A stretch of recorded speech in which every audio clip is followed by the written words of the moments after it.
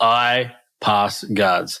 I'll pass anyone's guard on this planet. I don't care. I'll figure it out. I think with the way I learn jiu-jitsu and the way I do it, as I'm a problem solver. And the longer I'm with someone, the easier it's always been. It's never gotten harder for me the more I've trained with somebody. So, you give me someone's guard for, 20, 30, 40, 50 minutes, and I'm going to figure it out. Most guards are quite simple. It's just most people don't try and figure it out. Most people just have a sequence of passing they try and impose on their opponents, where I'm trying to, figure out tactically what are they doing. I'm using, pattern recognition to understand their guards and trying to find holes in it. And then, once I do, then it becomes much easier. So I'm confident I'll pass anybody's guard on this planet. I'm actually confident I'll beat anyone on the planet as long as I have enough time to practice with them. There's guys that are like miles above me, don't get me wrong, like Gordon Ryan's and stuff like that. But I always think if we put me with anybody in the world and I had the time, I'm obviously 39 now, it's a little harder. If I had the time to practice against them, I'm going to figure them out. And I think there's very few people that have the same kind of mindset or problem-solving approach as what I have.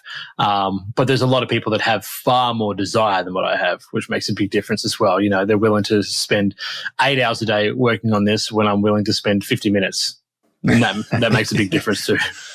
Yeah, that's fair. But mate, yeah, I could see you kind of systematically sort of working towards getting past that guard, and the passes seem to obviously happen a bit later on in the match. So that makes perfect sense. But can you kind of explain from memory, like what you were seeing with his guard and what you were doing to kind of overcome that as a problem and how you were getting by it towards the end?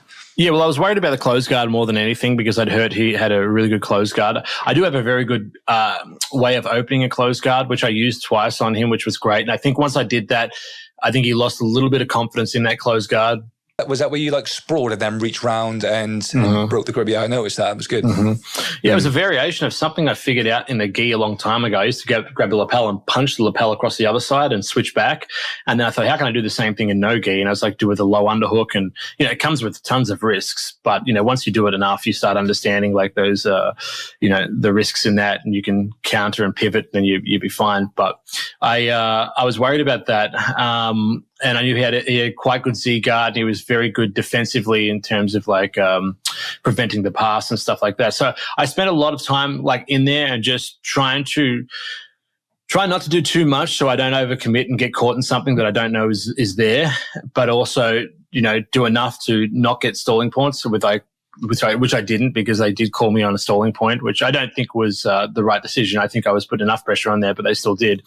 But it's just trying to figure it out. And I was trying to look at the way he's using his arms, the way he's framing, what he's trying to do. Is he trying to get his bottom leg out? So early on, I remember I was using a grip on his armpit to sort of pin him down and just keep my weight on top of him. And I was using my other arm to block the bottom leg so he couldn't open up and go into like a K-guard entry or something like that. So, and I like to sit there and I like to sort of cook people. And, it's like that old saying, I think it's a frog they use, where they say if you throw a frog in a boiling water, it'll jump straight out. But if you slowly heat the water up, it'll stay until it dies. And that's what I try and do with people. The thing is that, I think the mistake most people make is they try and put so much pressure on someone's guard. And then what happens is the other person panics and they're just pushing away and not letting it happen.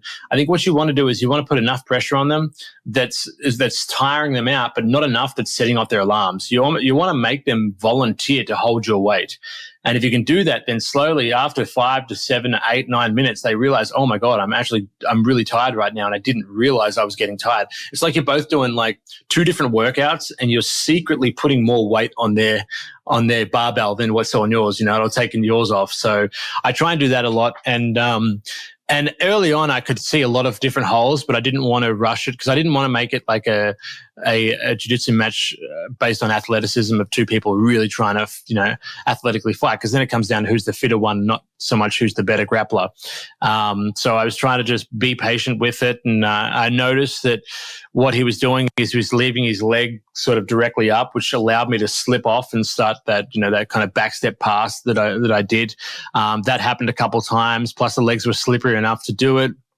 There was a couple other, situations where he was kind of like keeping his arms sort of together, sort of framing. And I was using like a different configuration where I can slide my arms through and around the head to try and get, attachment to him that way and slowly start passing. So it felt pretty good. Like I was able to do that without using too much energy. And I wasn't trying to get like a bunch of guard passes. I'd rather get 1 or 2, but conserve my energy in case something happens, then get 15 and burn myself out like an idiot or something like that. There was something he did quite well a couple of times where he would sort of grab my arm and push my arm down and try and flick his bottom leg out to go for a triangle. And I kind of felt that early on, so I was able to negate that a little bit, or at least, defend it enough so it didn't happen. And the other thing he did really well was, like, when he would go for that, then he would kind of lock the underhooking arm up and then try and, press it with his knee and try and set up some kind of arm bar. But I think the way I was holding, I wasn't really going for an underhook a lot of the time. I was using that arm pick grip, which makes the distance long enough that it's hard for him to trap that arm. So I think the passing style that I was using against him was good enough to wear him down and find holes to eventually pass him, but also far enough defensively back that it was making it very hard for him to chain together any of his attacks. There was just a little too much distance. So I feel, conceptually, if he wanted me here, I was kind of playing here, if that makes sense. Yeah. And I think after, the first 5 minutes, the goal in the first 5 minutes was just to keep moving and try and get him tired.